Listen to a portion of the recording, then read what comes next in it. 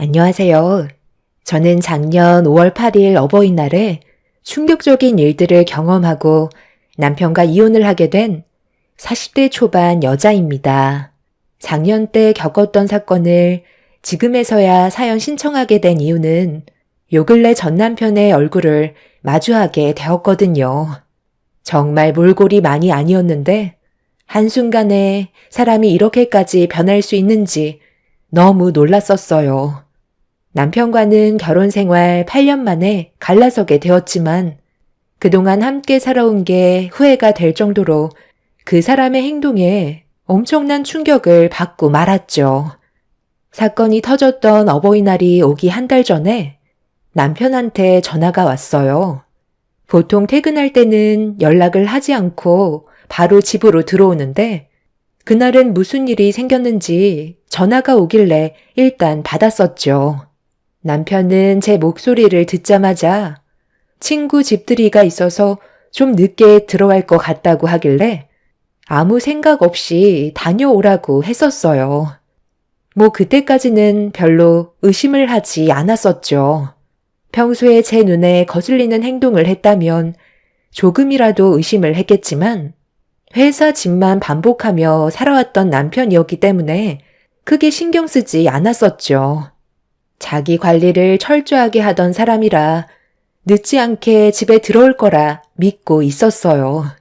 그런데 제가 생각했던 거와 다르게 그날따라 남편은 제가 걱정하고 있는 것도 모르는지 새벽 2시가 넘어가는데도 연락 한 통 주지 않고 있었습니다. 괜히 집들이 모임에 방해가 될까봐 문자 한 통 넣어놨었지만 아예 확인을 하지 않았던 건지 연락을 주지 않길래 전화를 한번 해봤었죠.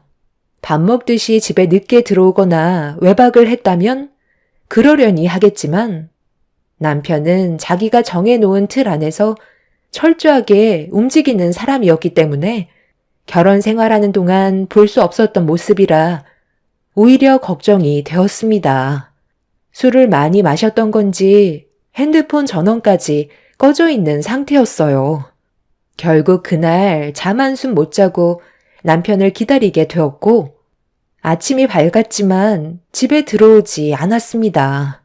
결국 잠 한숨 못 자고 출근 준비를 하고 있는데 몇 분 전까지만 해도 연락이 안 되던 남편이 다시 전화가 왔어요. 잠도 못 잔 상태라 짜증이 엄청나게 올라 버렸었죠. 당신 지금 이게 뭐 하는 짓이야? 이럴 거면 애초부터 집에 못 들어올 것 같다고 말을 하던가. 사람 속 뒤집어지게 이런 식으로 행동해야 되겠어? 어제 내가 술이 좀 과했었나 봐. 분위기에 휩쓸려서 물 마시듯 술을 먹었더니 눈 떠보니까 아침이더라고. 전화 많이 했었어? 기분 상했다면 미안해. 미안하다고 될 일이야? 당신 친구 중에 이런 식으로 무책임하게 행동하는 사람이 있었어? 원래 외박이 잦거나 술을 마셨다면 어느 정도 이해를 했었겠지. 당신이랑 결혼하면서 단 한 번도 이런 문제를 일으킨 적이 없었기 때문에 내가 너무 당황스러운 거라고. 나 지금 출근해야 되니까 퇴근하고 집에 와서 얘기해. 화가 머리끝까지 올라와 버린 상태라 남편의 무책임한 행동에 기분이 상했었어요. 전날에 잠을 못 자서 그런지 저까지 예민해져 있었고 그날 하루 종일 일도 손에 잡히지 않았었죠. 그렇게 힘든 하루를 보내고 집에 들어와 배고파하는 딸에게 먼저 저녁밥을 차려준 뒤 남편이 오기만을 기다렸어요.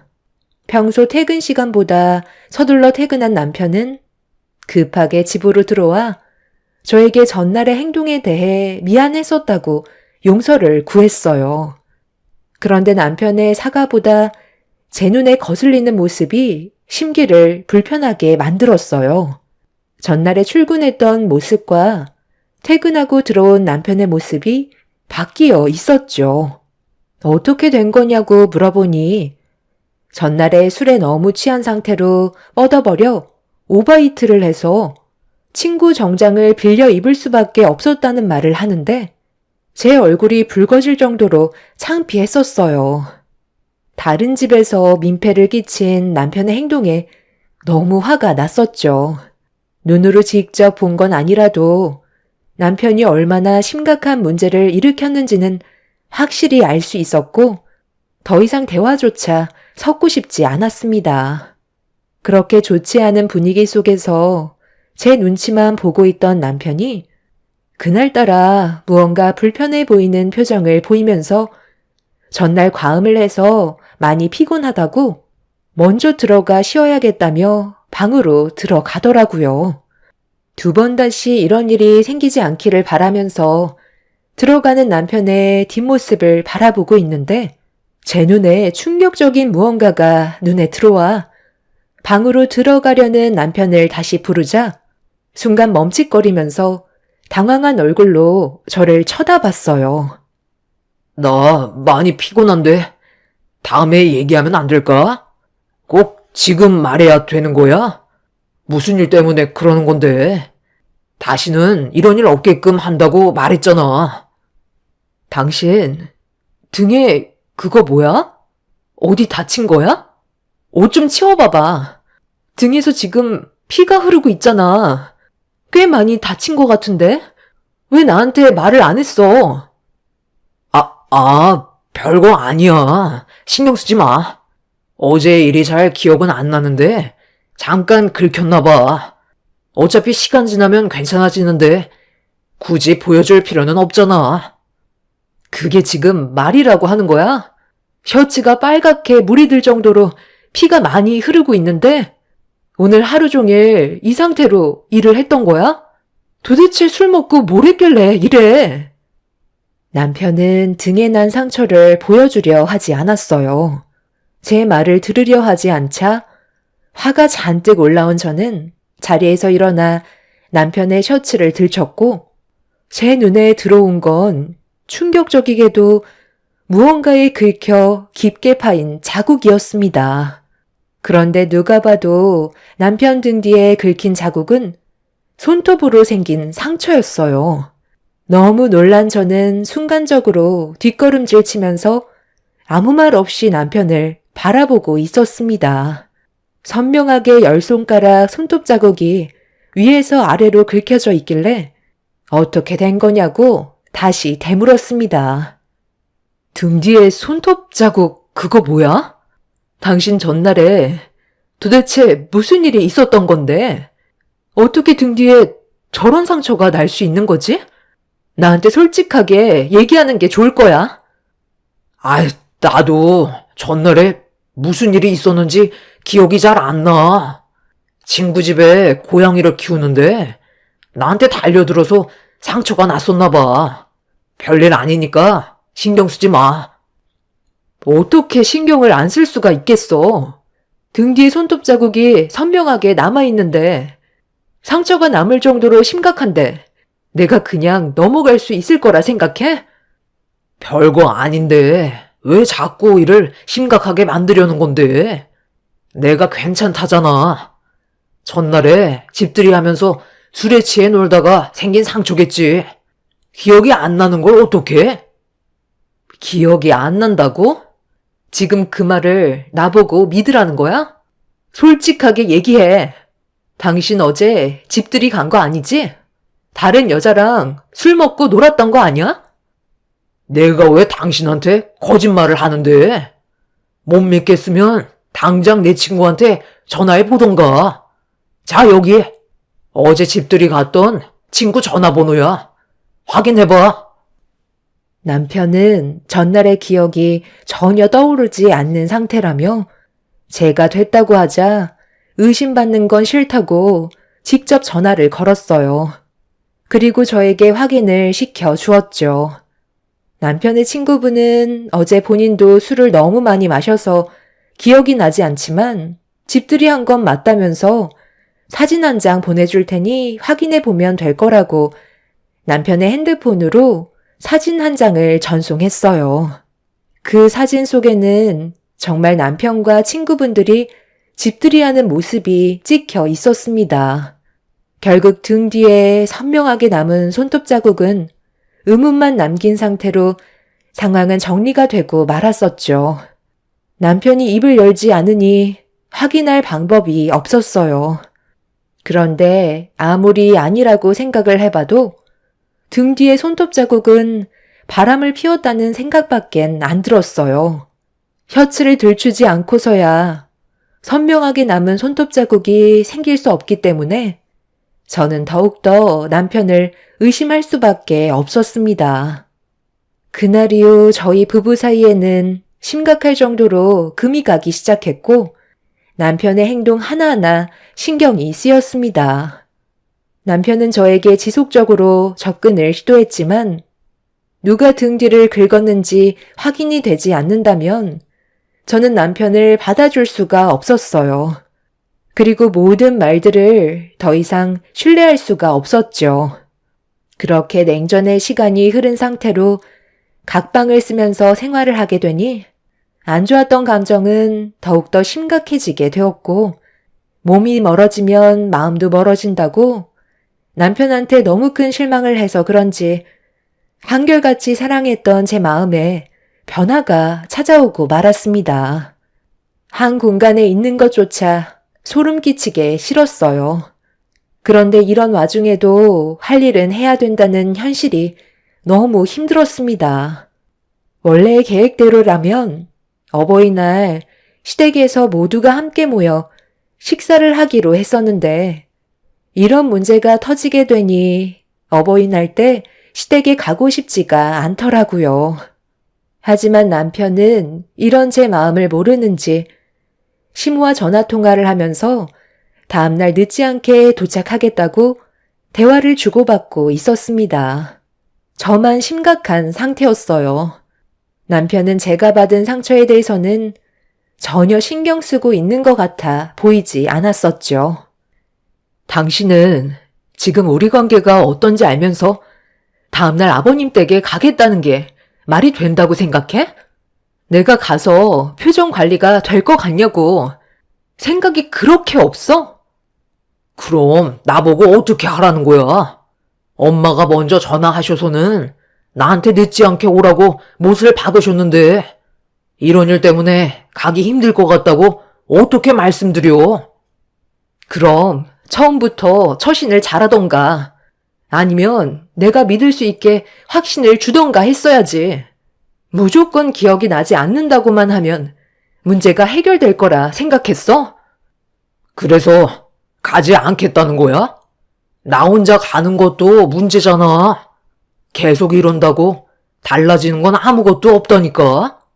당신이 나한테 실망한 건 잘 알겠는데 나도 기억이 나지 않는다고 했잖아. 그러니까 이번 한 번만 용서해 달라는 거야. 앞으로 내가 더 잘하면 되는 거 아니야? 괜히 일 크게 만들지 않았으면 좋겠어. 우리 부모님 성격 몰라서 그래? 다음날 나만 가게 되면 당연히 우리 엄마가 당신한테 전화를 할 테고 그럼 뭐라고 그러게?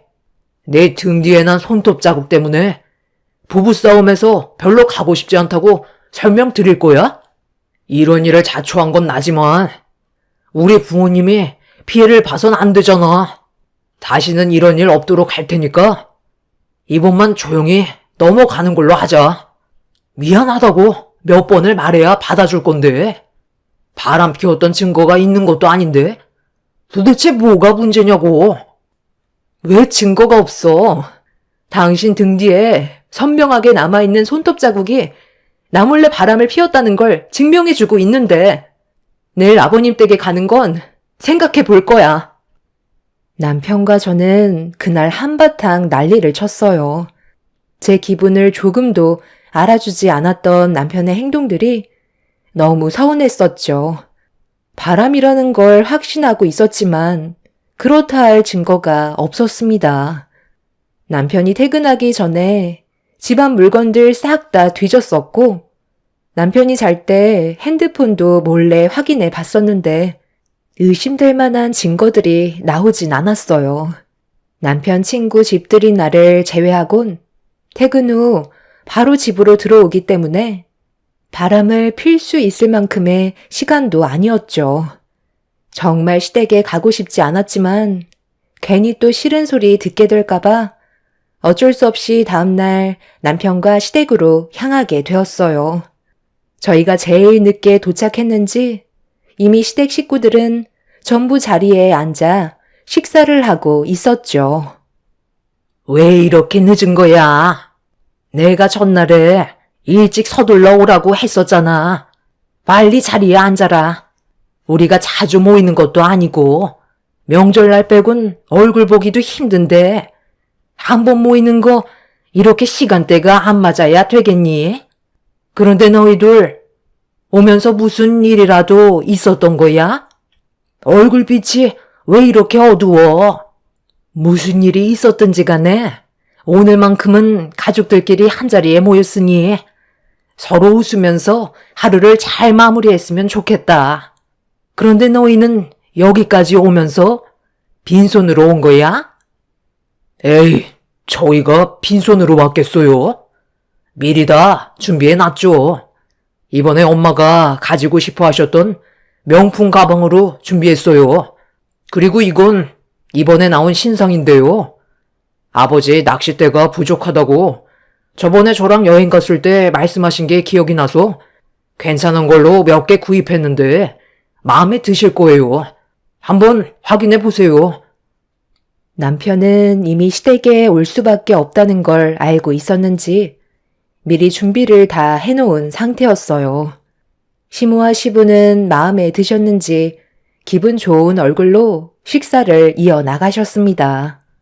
막내 며느리로 들어온 저는 자리에 앉기보다 부족한 음식들은 없는지 이것저것 살피면서 챙기고 있었는데 시부가 할 말이 있으신지 저보고 자리에 앉으라고 하시길래 다시 돌아와 자리에 앉았습니다. 음식을 나르고 있었던 가사 도우미 분들도 자리에 앉으라고 지시하셨어요. 시부는 돌아오는 여름에 해외여행을 계획 중이라며 시간 조율을 미리 하는 게 좋을 것 같다고 말씀하셨죠. 10인 가족이 한 번에 움직이는 건 쉽지 않기 때문에 시부는 미리 계획을 세우고 싶어 하셨어요. 도우미분들도 시댁에서 일한 지 10년이 넘어갔었기 때문에 한 가족이나 다름없다며 같이 가길 원하셨습니다. 그렇게 시부의 계획을 듣고 있었는데 식탁 테이블 밑에서 장난을 치던 6살인 제 딸이 기어 나오더니 발들이 자꾸 시소를 탄다며 손으로 테이블 밑을 가리켰어요. 그리고 이어진 딸의 말에 저는 엄청난 충격을 받고 말았죠. 시부모님과 시댁 식구들 또한 사색이 된 얼굴로 남편을 바라봤고 민망한 얼굴로 오해라며 식은땀까지 흘리고 있었습니다. 그럼 6살밖에 안 된 내 딸이 지금 거짓말이라도 했다는 거야? 지금 여기가 어떤 자리인 줄 몰라? 어떻게 이런 일을 저지를 수가 있는 건데? 나리가 잘못 본 거라니까. 내가 정신 나갔다고 그런 행동을 했겠어? 그냥 좀 스친 것뿐이라고. 죄 없는 사람 이상하게 만들래? 당신 정말 왜 그래? 당신 정말 웃긴다. 어떻게 눈 하나 깜빡하지 않고 그런 짓을 저지를 수 있어? 식탁 밑에서 왜 저 가정부 아줌마랑 계속 다리를 비비고 있었냐고. 그만들 해라. 너 똑바로 대답하는 게 좋을 거다. 손녀가 잘못 본 거라고 확실하게 말할 수 있는 거야? 마지막으로 기회를 주는 거니까 확실하게 대답해. 아이, 정말 다들 왜 그래요?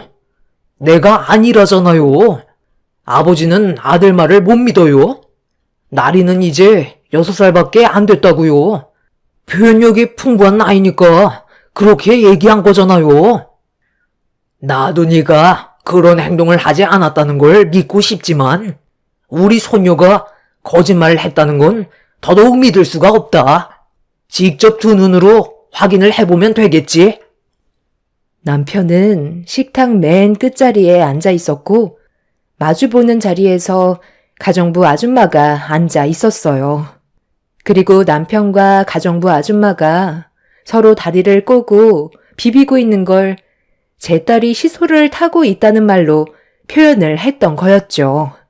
남편은 끝까지 오해라며 발뺌했지만 시부는 직접 두 눈으로 확인을 해보기 위해 집 안으로 들어가셨습니다. 가족 모두가 시부를 뒤따라 가게 되었고 그렇게 모두가 보는 앞에서 시부는 정원에 녹화가 되고 있던 CCTV를 돌려보셨어요. 몇 분 뒤로 돌려서 보는 순간 저는 경악을 하고 말았습니다.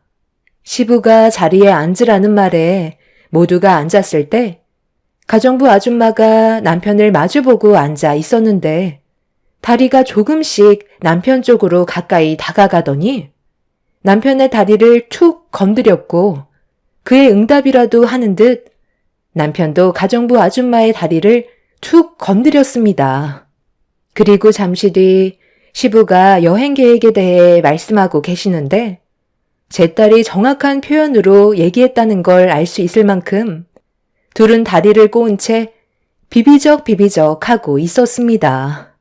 그걸 본 제 딸이 식탁 밑에서 나와 손으로 가리키자 엉켜있던 다리를 급하게 풀었지만 이미 제 딸이 모든 걸 목격한 상태였었죠. 저는 온몸에 소름이 돋을 정도로 화가 치밀어 올라 남편의 뺨에 손을 올려 버렸어요. 식구들은 남편과 가정부 아줌마의 충격적인 행동에 경악을 하며 쳐다보고 있는데 시모가 가정부 아줌마의 머리채를 잡으면서 난리를 치셨습니다. 자네가 어떻게 내 아들을 건들 수가 있는 거야? 언제부터였어? 바른 대로 대답하지 않으면 앞으로의 삶이 힘들어질 줄 알라고. 당장 바른 대로 대답 못해? 사모님, 이거 좀 놓고 얘기하세요. 제 머리 다 빠지겠어요. 저도 사랑이라는 걸 할 수 있는 나이라고요. 막내 며느님보다 제가 먼저 마음에 두고 있었어요. 저희는 얼마 전에도 서로를 향한 마음이 진심이라는 걸 확인했었다고요. 제 말을 믿지 못하신다면 등 뒤에 손톱 자국으로 상처가 났으니까 그거 한번 확인해 보면 되겠네요. 당신 미쳤어? 갑자기 그 말을 왜 꺼내는 건데? 오늘이 무슨 날인지 모르는 거야? 저는 전혀 모르는 일이니까 다가오지 마세요. 정말 아니라니까요. 저는 이미 남편의 등에 난 상처를 한번 봤었기 때문에 그 자리에서 털썩 주저앉아 버렸어요. 시댁 식구들은 남편을 둘러싼 뒤에 셔츠를 올렸고 시댁 식구들은 남편의 등에 난 상처를 보고 경악을 하고 말았습니다. 가정부 아줌마는 과거에 한번 결혼을 했었고 아이도 하나 있었어요. 사는 게 많이 힘들다고 해서 시부모님께서 가족처럼 대해 주셨었죠. 그런데 절대로 해선 안 될 행동을 저지른 남편과 가정부 아줌마의 분류는 저에게 엄청난 충격을 가져왔고 시부모님도 제대로 서 있지 못하셨는지 비틀거리셨습니다. 그런데 가정부 아줌마가 꺼낸 한마디가 저희 가족들에게 또 다른 충격을 안겨주었고 저는 입을 다물지 못했어요. 저를 가족처럼 생각해 주신 건 정말 감사하지만 저도 이런 감정을 떨쳐내려고 엄청 노력했었어요. 하지만 사람 마음이라는 게 쉽지 않잖아요. 함께 지낸 시간이 있어서 그랬는지 막내 아드님한테 계속 눈길이 가게 되었고 저도 모르게 이끌리는 마음을 멈출 수가 없었어요. 이미 명호 씨 옆자리에는 아가씨가 차지하고 있는데도 제 마음은 변함없이 명호 씨를 향해 있었죠. 그러다 작년 이맘때쯤에 아가씨랑 명호 씨가 서로 얼굴 붉히며 다툰 적이 있었잖아요. 그때 제가 옆에서 말동무를 해준 적이 있었는데 명호 씨가 저한테 갑자기 입을 맞추더라고요.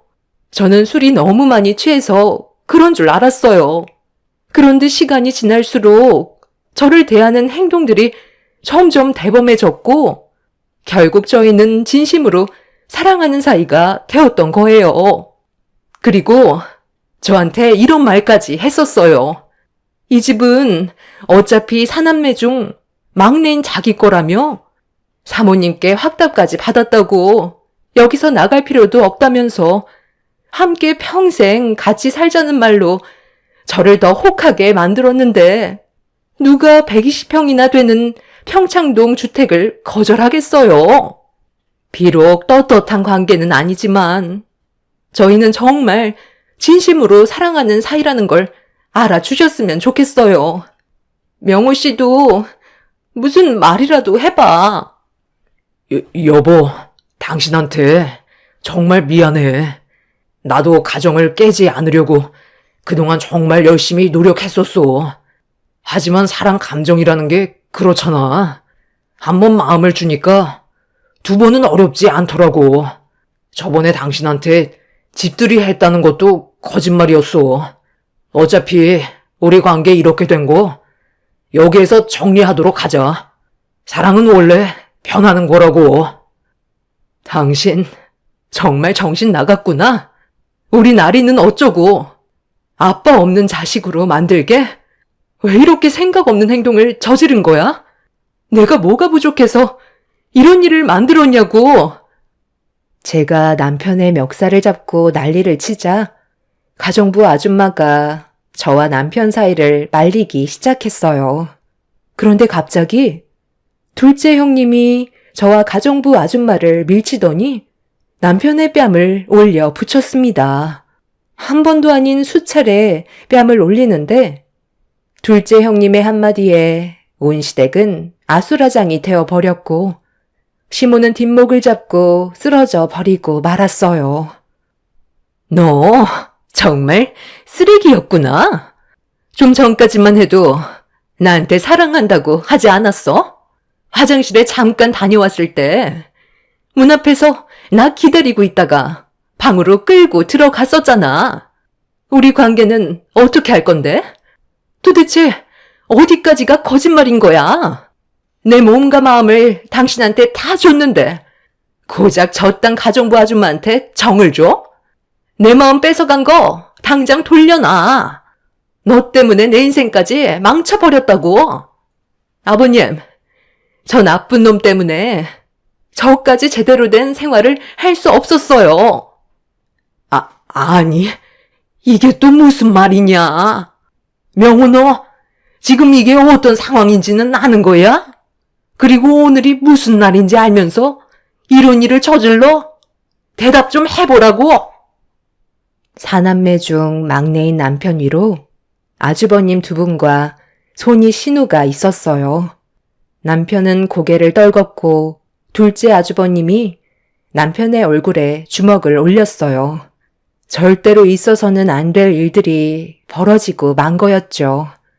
드라마에서나 볼 법한 일들이 눈앞에 펼쳐지고 있었는데 저는 다리에 힘이 풀려 아무것도 할 수가 없는 상태로 눈앞에 보이는 충격적인 광경을 감당할 수밖에 없었습니다. 한 명도 아닌 두 명이나 불륜관계를 맺은 남편은 제가 그동안 알고 있던 사람이 아니었어요.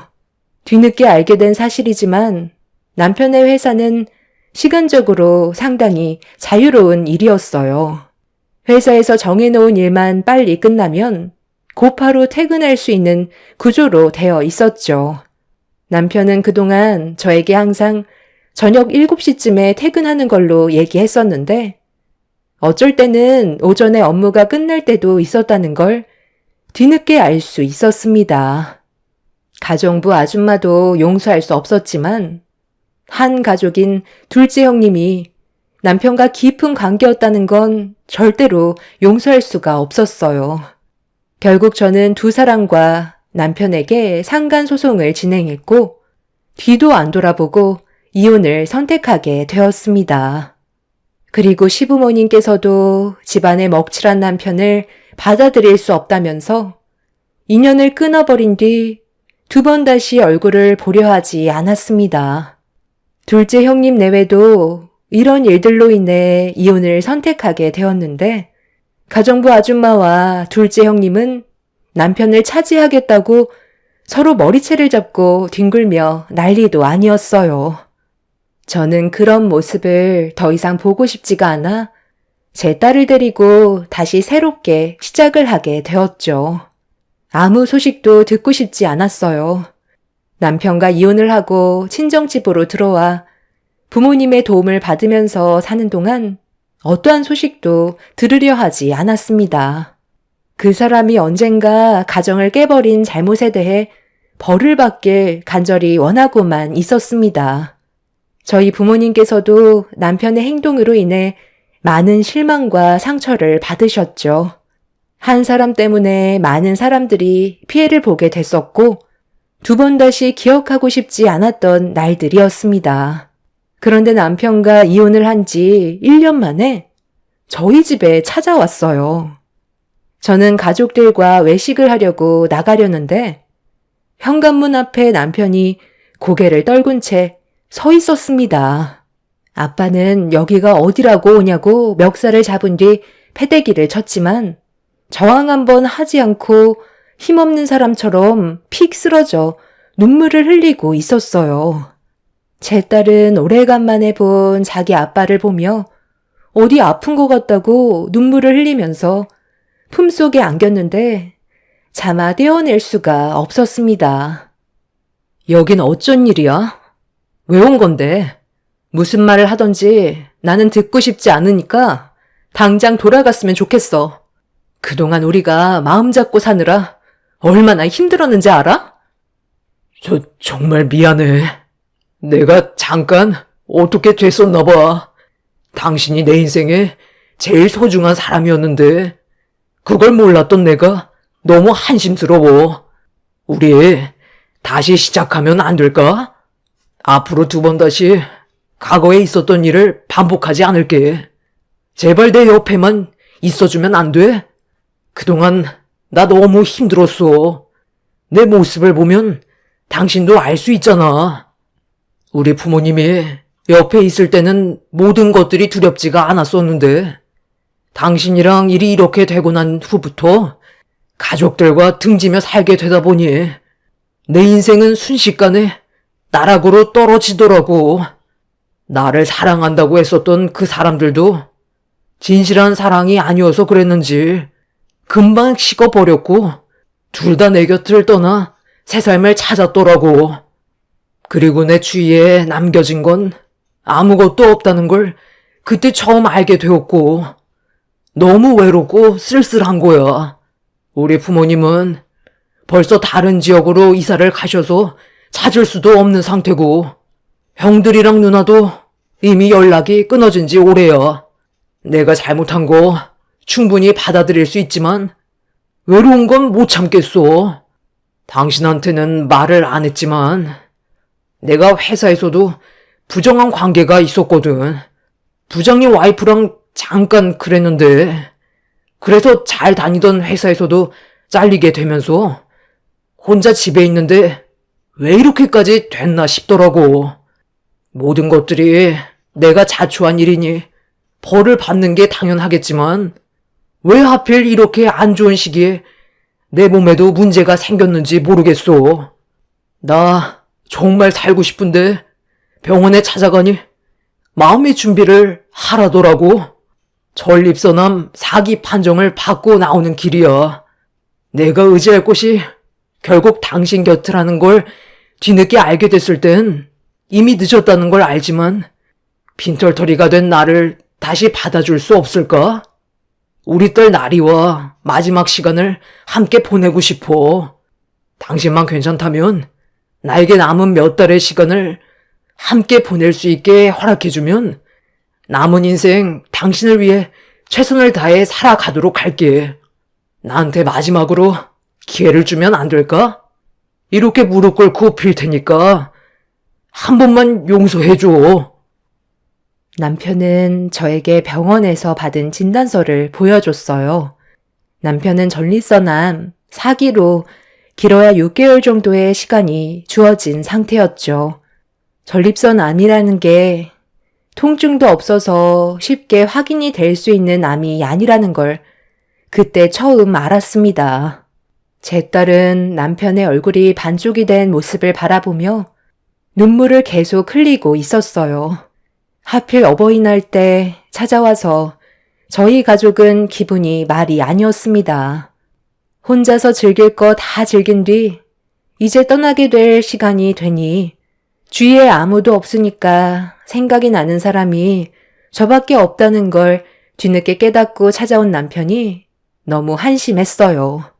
처음부터 잘했으면 이런 일도 없었을 텐데 결국 뒤늦은 후회를 해봤자 달라지는 건 아무것도 없었죠. 문제는 그날 남편이 다녀간 이후 제 딸이 계속 아빠를 찾고 있습니다. 또 언제 얼굴을 볼 수 있냐고 저에게 재촉하고 있어요. 침착하게 설명을 했지만 아직 어린 나이라 제 말을 전부 다 이해하지는 못하는 것 같습니다. 불과 어제 일어난 일이고 앞으로 제가 어떻게 해야 될지 모르겠어요.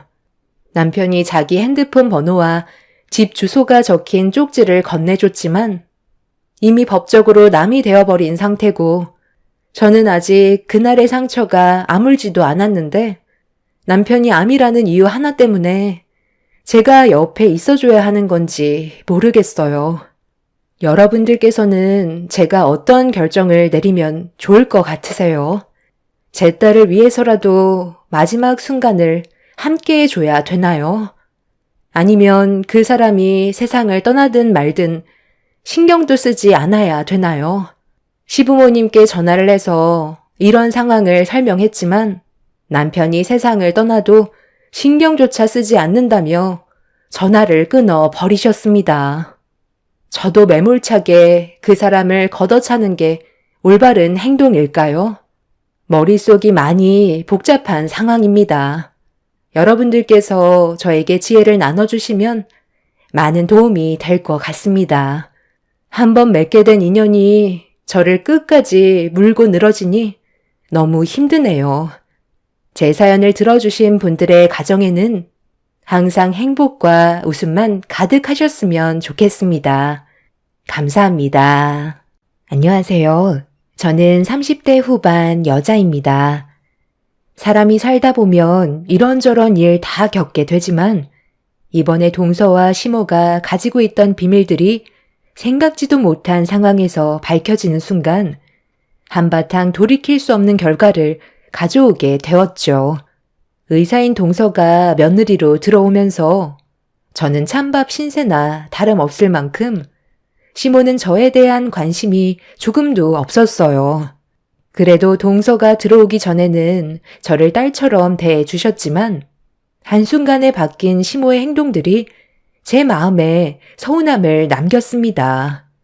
그래도 과거에 좋았던 기억들이 다시 예전처럼 시모와 좋은 관계로 돌아갈 수 있을 거라 생각해 항상 긍정적으로 받아들이면서 크게 불만을 가지지 않으려 노력하고 있었죠. 그런데 어느 날 주말에 시부모님께서 부르셔서 남편과 함께 시댁에 들리게 되었는데 그 자리에 동서내외가 먼저 도착해 있더라고요. 시부와 서방님은 정신없이 움직이면서 남편도 서둘러 돕길 원하고 있었습니다. 애초에 저희에게 어떠한 말도 해주지 않았던 상황이라 남편이 당황했는지 무슨 일이냐고 시부에게 여쭤보자 커다란 아이스박스 하나를 남편에게 건네주더니 차에 실으라며 서방님과 함께 짐을 옮기기 시작했습니다. 너 설마 잊고 있었던 거냐? 오늘 남자들끼리 배 타러 낚시하러 가기로 했잖아. 저번 달에 약속 다 해놔서 아빠가 배 예약해둔 거 기억 안 나? 어렸을 때야 아빠가 너희들 데리고 여기저기 정말 많이 돌아다녔지만 너희들이 커가면서 지금까지 정신없이 살아오다 보니 부자지간 제대로 된 시간 한번 가진 적이 없어서 내가 저번에 낚시 한번 가자고 얘기했었는데 그때 네가 그렇게 하자고 했었잖아. 당연히 잊지 않고 있었을 거라 생각했는데 설마 너 까맣게 잊고 있었던 거냐?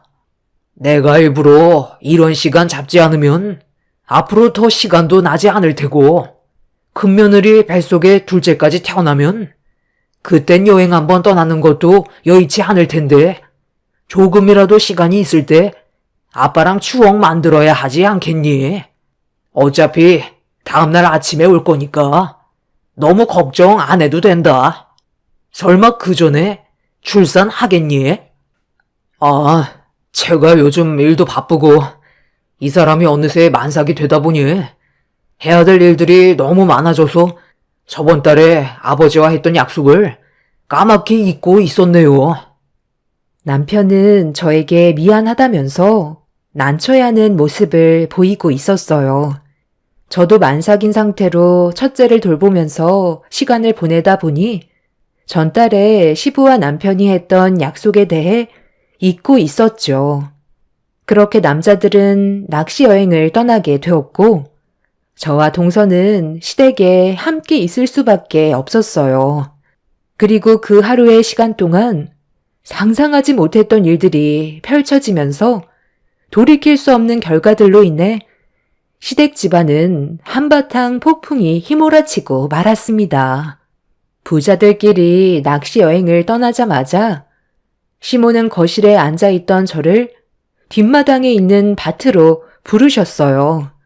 무슨 이유 때문인지 몰라 천천히 몸을 일으켜 뒷마당으로 걸어갔는데 시모가 밭에서 얼갈이 배추를 뽑으시더니 제가 오자마자 바닥에 뽑아 놓았던 얼갈이 배추를 수도가에서 손질 좀 하라고 저에게 건네 주셨습니다.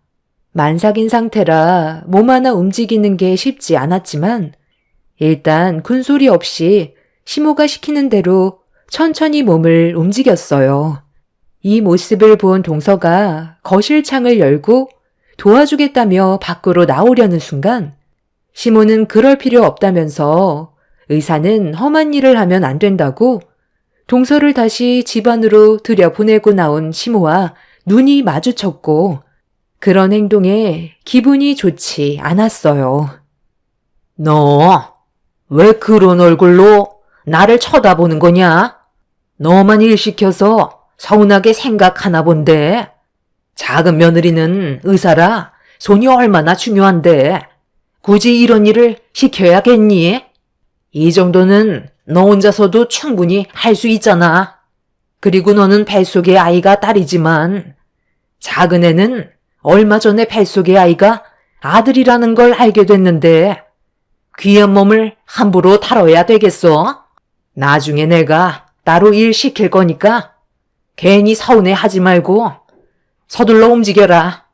해가 벌써 중천인데 하루 종일 다듣기만 할 거니? 어머님, 저도 만삭인 몸이라 빠릿빠릿하게 움직일 수가 없어요. 앉아서 일하는 게 쉽지 않다고요. 이제 곧 출산이라 많이 힘든데 이건 어머님이 해주시면 안 돼요? 나는 너 때 출산 직전까지 일하면서 다 해왔다. 아직 멀쩡해 보이는구만. 얼마나 힘든 거 시켰다고 벌써부터 엄살이야? 양수 터지면 그때 구급차 부르면 되니까 걱정하지 말고 서둘러 다듬어라. 앉아서 하기 힘들면 저기 테이블 있으니까 가지고 가서 다듬으면 되잖아. 생각을 좀 하면서 네가 융통성 있게 움직이면 되잖니? 어머님, 형님보다 차라리 제가 도와드리는 게 어때요? 저는 아직까지 배가 많이 나오지 않아서 훨씬 수월하게 일을 할 수 있을 것 같은데요. 아유, 네가 무슨 일을 한다고 그래? 계속 서 있지 말고 날도 더운데 가서 시원하게 에어컨 좀 쐬고 있어라. 안 되겠다. 둘째는 이리 좀 따라와라. 시모는 동서를 데리고 거실 한편에 에어컨 바람을 직접 쐴 수 있는 명당에 앉힌 뒤 다시 밖으로 나오셨어요. 만삭인 저는 떼약볕에 얼갈이 김치를 담게 하시고 동서는 에어컨 바람 맞으면서 쉴 수 있게 해주는 시모의 차별에 서운함은 점점 더 커지게 되었습니다. 그날 하루 밖에서 힘들게 시모가 시키는 일을 끝낸 뒤 방으로 들어와 겨우 누울 수 있게 되었는데 거의 반나절을 고생해서 그런지 몸에 조금씩 이상 반응이 오고 있는 것 같은 느낌이 들었어요. 약간의 잔 진통이 반복적으로 느껴지기 시작했는데 시간이 지날수록 점점 더 진통의 세기가 확실하게 출산이 가까워졌다는 걸 알 수 있게 신호를 보내오고 있었죠. 아무래도 느낌이 좋지 않아 불안했던 저는 지쳐있는 몸을 일으켜 시모와 동서에게 도움을 요청하려고 방문을 열고 나오려 했는데 거실에서 시모와 동서가 서로 대화를 나누는 걸 엿듣게 되었고 문틈 사이로 시모가 저를 어떻게 생각하고 있는지 전부 다 듣고 말았습니다. 이제껏 시모는 저를 시댁 집안의 일꾼으로만 생각하고 계셨죠. 어머님, 저도 의사예요. 제가 봤을 때 형님은 곧 출산할 것 같은데 계속 힘든 일만 골라서 시키면 출산할 때 체력이 없어서 얼마나 힘들겠어요. 너는 신경 쓰지 않아도 된다.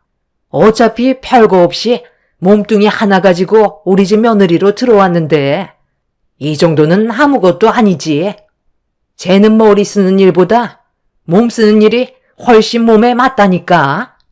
고등학교 졸업하자마자 먹고 살겠다며 사회로 뛰쳐나와 지금까지 몸 쓰는 일만 했는데 너랑 비교가 되니? 내 큰아들이 많이 아깝긴 하지만 그래도 어쩌겠어. 일 하나는 똑부러지게 잘하잖아. 그래서 내가 며느리로 받아들여준 이유도 있는 거야. 내가 왜 받아줬는지 알아? 처음 우리 집에 인사 왔을 때 그래도 손님이라고 음식 하나는 제대로 대접해주고 싶어 혼자 땀 흘리며 준비하고 있었는데 내가 몸이 좀 느리다 보니까 약속된 시간 안에 음식 준비를 끝내지 못했던 거야. 그런데 큰 며느리가 옆에서 나를 도와줬는데 손이 얼마나 야무지던지 우리 집에 처음 왔는데도 알아서 척척 하더라고. 그때 며느리로 받아들이면 내가 좀 편해지겠구나 생각했다니까. 사회 경험이 많을수록 눈치도 빠르고 일조일 가리지 않고 해서 그런지 시키는 대로 군말하지 않고 자랐는데 내가 얼마나 편하겠어. 집안에 몸 쓰는 사람이 있으면 머리 쓰는 사람도 있어야 되는 거야. 그래야 균형이 맞는 거지. 그러니까 둘째 너는 지금처럼 행동하면 된다. 그리고 큰 며느리는 집안일에만 신경 쓰면 되는 거야. 이 모든 걸 당연하게 생각하고 괜한 걱정할 필요 없다. 큰 며느리 들인 이유가 부려먹으려고 받아준 거지 내가 떠받들려고 받아준 줄 아니? 애초에 그럴 거였으면 법조인 며느리로 들였을 거다. 쟤는 워낙 무식해서 잘한다는 칭찬 한마디면 개처럼 꼬리를 살랑살랑 흔들면서 아주 간이며 쓸개며 다 빼준다니까. 시애미가 알아서 강약 조절하고 있으니까 너는 그냥 뒤에서 아무 말 하지 말고 지켜만 보면 된다. 그나저나 뱃속에 있는 우리 손자는 언제 세상 밖으로 나오려나? 출산하면 우리 집으로 바로 와야 하는 거 알지? 그동안 시댁 집안의 며느리로 살아오면서 시모가 저를 딸처럼 대해주시고 항상 아껴주시려고 노력하시는 줄 알았었는데 그건 전부 저를 움직이게 하려는 시모의 계획적인 행동들이었어요. 거실에서 동서와 나눈 대화를 듣게 된 저는 충격을 크게 받았는지 갑자기 진통이 크게 오기 시작했고 아픈 배를 움켜쥐는 순간 다리 사이로 양수가 터지고 말았습니다. 제가 방문을 활짝 열어 비틀거리며 나오자 화들짝 놀란 시모와 동서는 양수가 터진 저를 보며 많이 놀란 듯 저에게 달려왔고 제가 쓰러지자 동서는 곧바로 119에 도움을 요청한 뒤 이어서 시부에게 전화를 걸어 몇 시간 뒤면 출산할 것 같다면서 양수가 터졌다고 소식을 전해 주었어요. 그렇게 저는 동서의 도움을 받아 응급실에 도착할 수 있었고, 몇 시간 뒤 낚시를 갔던 남편이 도착해 제 옆에서 자리를 지켜주었습니다. 알고 보니 남편이 계속 불안해하길래 저녁에 철수하고 있었다는 걸 알 수 있었어요. 배 타고 나가서 출산날 못 올 줄 알았는데 남편이 저에게 가봐야 할 것 같다며 시부에게 불안감을 계속해서 보이자 어쩔 수 없이 배를 돌리게 되었다는 걸 알게 되었죠. 남편에게 너무 고마웠고, 그렇게 저는 6시간의 진통 끝에 이쁜 딸을 안아볼 수 있었습니다. 거의 실신 직전까지 갔던 상태였지만 큰 사고 없이 출산을 해서 다행이라고 생각하고 있었는데, 옆에 계셨던 시모가 뭔가 불만이 있으신 듯한 표정을 보이셨어요. 둘째까지 나왔으니 앞으로 더 바빠질 텐데 그럼 우리 집안일은 누가 하나? 둘째가 아들이었으면 딱 좋았을 텐데 또 딸이라서 많이 아쉽네. 엄마는 무슨 말을 그렇게 하세요? 딸이든 아들이든 요즘 시대에 그게 그렇게 중요해요? 출산율도 저조한 시대에 건강하게 태어나 준 것만도 얼마나 고마운 일이에요. 요즘 엄마는 이 사람이 하는 일들 전부 마음에 안 들어 하시는 것 같아 보이는데 도대체 뭐가 문제예요? 지금까지 불평불만 한마디 없이 엄마가 시키는 꾸준 일을 묵묵히 해왔으면 그래도 출산했는데 고생했다는 말 한마디 해줄 수 있는 거 아니에요? 좋은 말 해주시지 않을 거면 그만 나가주세요. 내가 뭘 그렇게 잘못했다고 그러는 거야. 애가 이제 둘이나 되니까 앞으로 집안일을 제대로 시킬 수 없을 것 같아서 하는 말이었을 뿐인데 그거 가지고 꼭 그렇게까지 화를 내야 되겠니? 어찌됐든 출산하는 건 봤으니까 나는 이제 들어가 보련다. 그런데 사돈분들은 아직도 멀었다니? 하기야 남해에서 강원도까지 오시는데 대중교통을 이용해서 오셔야 하니 얼마나 오래 걸리시겠어? 얼마 전에 사고 나서 폐차 안으로 새 차를 구입할 생각은 없으신 거야? 사람 일이 어떻게 될지 아무도 모르는데 차 한 대 정도는 서둘러 구입을 하셨어야지. 너희 집안을 보면 시골 사람들이라서 그런지 하나같이 무식이 자리 잡고 있는 것 같다. 사돈, 무식이라뇨? 방금 하신 말은 좀 심하신 것 같은데요? 저희도 사정이 있으니까 차를 구입하지 못하고 있는 건데 어떻게 제 딸 앞에서 그런 말을 함부로 하시는 거죠? 얘 선주야, 너 그동안 사돈한테 이런 대우를 받고 있었던 거니? 오늘만큼은 제 딸한테 좋은 말 해줘도 모자라는데 어떻게 우리 집안이 무식하다는 말로 제 딸에게 상처를 줄 수가 있어요? 김서방, 이게 어떻게 된 건가? 나한테는 항상 사돈이 내 딸을 친딸처럼 대해준다고 하지 않았나? 시모의 잘못된 입놀림에 출산 전날 양가 집안의 분위기는 심각하게 흘러갔고, 시부는 급하게 상황을 수습하려 했지만 시모가 저희 부모님께 조금도 사과할 생각이 없으셨는지 입을 굳게 닫으셔서 엄마의 목소리는 더욱더 높아지고 말았습니다. 서방님은 안 좋아진 분위기를 최대한 수습하려고 시모를 모시고 밖으로 나가려는데 저희 엄마의 말을 묵묵히 듣고 계셨던 시모가 갑자기 서방님의 팔을 뿌리치며 엄마한테 가까이 다가가 면전 앞에다 삿대질을 하면서 화를 내셨어요. 보잘것없는 사돈 집안의 딸내미를 며느리로 들어줬으면 감사하게 생각할 줄 알아야지. 어따 대고 지금 나한테 큰 소리야. 이것 봐요. 내가 왜 욕을 먹어야 하는 건데. 가뜩이나 둘째도 딸이라서 기분이 좋지 않고만 우리 집안한테 죄송하다는 말부터 해야 되는 거 아니에요? 대기업 다니는 잘난 내 아들 그쪽 사이 만들어준 것만도 저희가 얼마나 많은 손해를 봤는지 아세요? 100번 철을 받아도 모자랄 판에 어디서 감히 큰 소리야? 번듯한 직장이 있는 것도 아니고 내세울 거라곤 몸 쓰는 것밖엔 없으면서 고래 자기 딸이라고 감싸고 도는데 분위기 파가면서 눈치껏 좀 행동하세요. 가뜩이나 마음에 들지 않는 거 참고 있으니까 제가 만만하게 보이세요? 불만이 있으면 다시 데려가던지요. 제 아들이랑 결혼하겠다고 줄 서 있는 여자들이 한 트럭이에요. 내가 두 발로 나갈 거니까 건들지 마라. 시모는 산부인과가 떠나갈 정도로 저희 엄마한테 화를 내셨어요. 저희 가족이 왜 욕을 먹어야 하는 건지 전혀 이해를 하지 못하고 있었죠.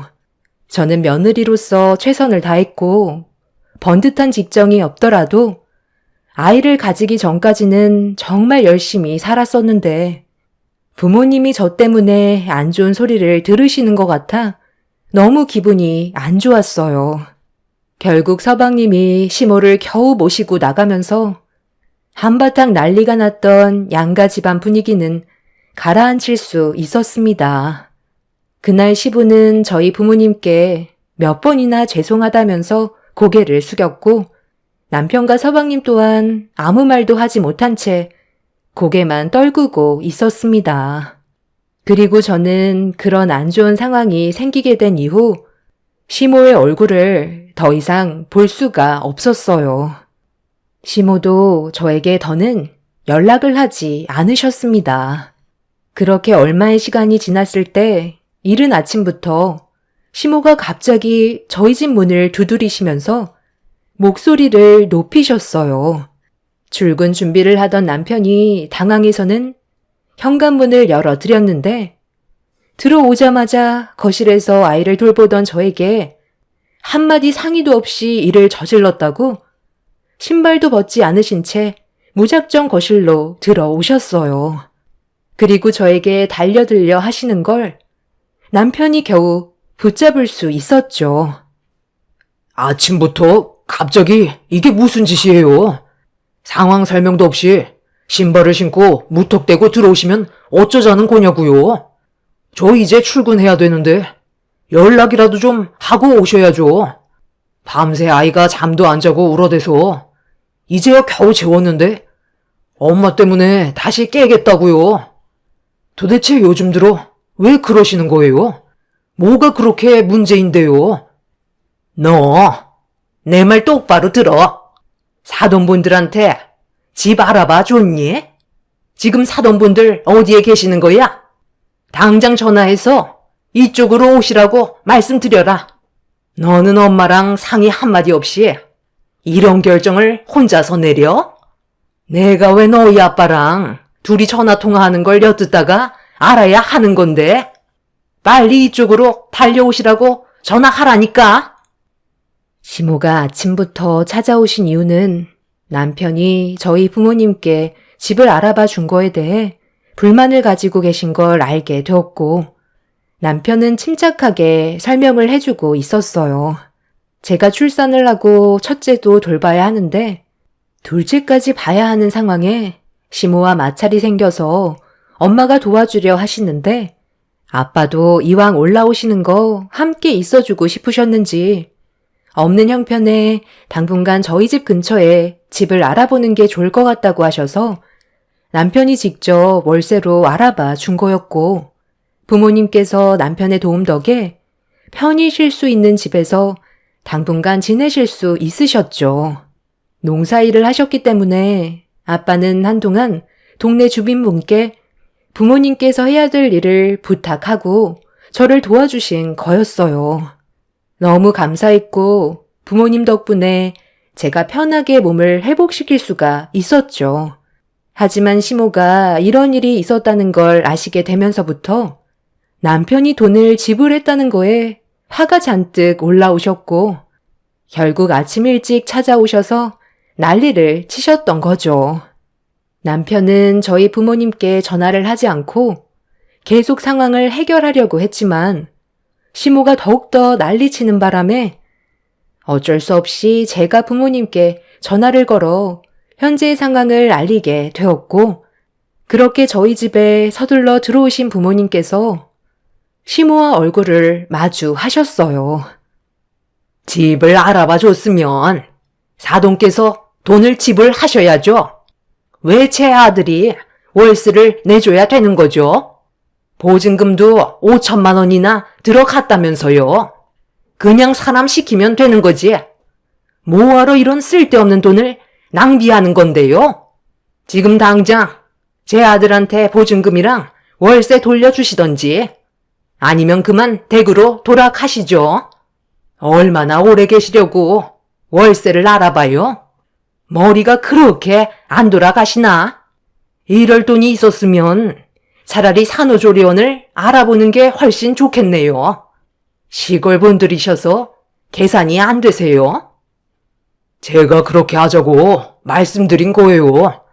저희 집에 잠깐 계시면서 도와주시려 했던 거 쉬실 때라도 편하게 쉬시라고 제가 알아봐 드린 거라고요. 장인어른께서 월세를 알아보셨는데 너무 비싸셔서 그냥 내려가려 하시길래 먼 길 오셨는데 여행 겸 좀 쉬다가 내려가시라고 단기간 월세를 제가 알아봐 드렸어요. 그게 잘못된 건 아니잖아요. 엄마 때문에 제가 장인어른 장모님께 해드리고도 마음이 편치가 않다고요. 계속 이런 식으로 행동하실 거면 얼굴 안 보고 사는 게 낫겠어요. 어제 장모님이 밤새서 같이 도와주시다가 새벽에 들어가셨다고요. 엄마는 이 사람이 출산하고 나서 단 한 번도 도와주신 적 없으신데 무슨 할 말이 있으세요? 남편은 그동안 많이 참았는지 시모에게 불만을 터뜨리고 말았어요. 남편은 저희 부모님이 쉴 때만큼은 편하게 지내시는 게 좋을 것 같다면서 월세를 알아봤던 거고, 그 결정이 잘못됐다고 생각하지 않았어요. 저희 집이 넓지도 않고 제대로 쉴 수 있는 공간도 없기 때문에 좋은 선택을 한 것 같았지만 시모는 저희 생각에 반대를 하고 계셨죠. 솔직히 산후조리원에서도 돈을 지불하지만 엄마가 옆에서 도와주시는 것과는 차원이 다르기 때문에 고민 끝에 결정한 건데, 시모는 이런 소식을 들으시고 아침부터 찾아오셔서는 한바탕 난리를 치셨어요. 남편이 물리적으로 시모를 집에서 모시고 나간 이후 밖에서도 한참 동안 대화를 나눴고, 그렇게 저희 집에 더 이상 오지 않으셨지만 마음이 불편한 건 여전했었죠. 이런 일이 있고 난 이후 동서의 귀에도 들어갔는지 전화가 왔길래 별일 없었다고 대충 둘러댄 뒤 통화를 끝냈습니다. 의사 동서는 시모의 눈치 때문에 저와 가까이 지내려 해도 중간에서 시모가 항상 끼어들다 보니 거리를 둘 수밖에 없는 듯 했어요. 동서가 식구로 들어온 지도 꽤 됐었지만 서로 교류가 많지 않아서 어색한 건 여전했었죠. 이런 일이 있고 난 이후 남편이 계속 신경이 쓰였는지 저희 부모님을 모시고 풍경 좋은 곳에 식사 자리를 마련해 주었어요. 그렇게 안 좋았던 일들은 잊어버리고 기분 전환을 하면서 남편 덕분에 즐거운 식사를 마무리한 뒤 식당에서 나와 산책로를 걷고 있는데 난간에 서서 풍경을 바라보고 있는 동서가 눈에 들어왔어요. 생각지도 못한 곳에서 동서를 만나 상당히 놀랐었죠. 서방님과 같이 온 줄 알고 물어봤는데 직원들과 함께 오래간만에 외출한 거라면서 어색한 미소로 저희 부부와 부모님께 인사를 드렸어요. 오래 대화하지 못하고 동서는 시간 때문에 들어가 봐야 할 것 같다면서 자리를 피해 주었고, 저희 가족은 마저 산책을 이어가려고 하는데 어떤 남자가 저에게 다가오더니 사진 한 장만 찍어달라며 부탁을 하길래 아무 생각 없이 난간에 서서 포즈를 취하는 남자를 찍어주려는데 핸드폰 화면이 꺼지길래 다시 켜는 순간 저는 그 자리에 얼어버렸고 제가 가만히 있자 저에게 다가온 남편은 화면이 꺼졌냐면서 카메라를 다시 켠 뒤 저에게 건네 주었어요. 그렇게 사진을 찍어준 뒤 남자에게 핸드폰을 건네줬는데 제가 누구인지 전혀 모르고 있는 것 같은 눈치였어요. 이미 동서는 멀리 가버렸는지 모습이 보이지 않았지만 저는 봐선 안 될 걸 두 눈으로 보게 되었죠. 서로 다른 방향으로 걸어갔지만 제가 봤던 남자의 핸드폰 속의 배경화면에는 동서의 얼굴이 확실했어요. 서로 포옹하고 있는 모습을 찍어서 배경화면으로 해놓은 그 남자는 누가 봐도 동서의 내연남이었고 저는 그때부터 오만 가지 생각을 하게 되었죠. 결국 이 사실을 저만 알고 있는 것보단 남편도 알아야겠다 싶어 순간적인 판단으로 남편을 붙잡아 멀리 걸어가고 있는 남자의 핸드폰 속에 동서의 얼굴이 있었다고 설명을 했어요.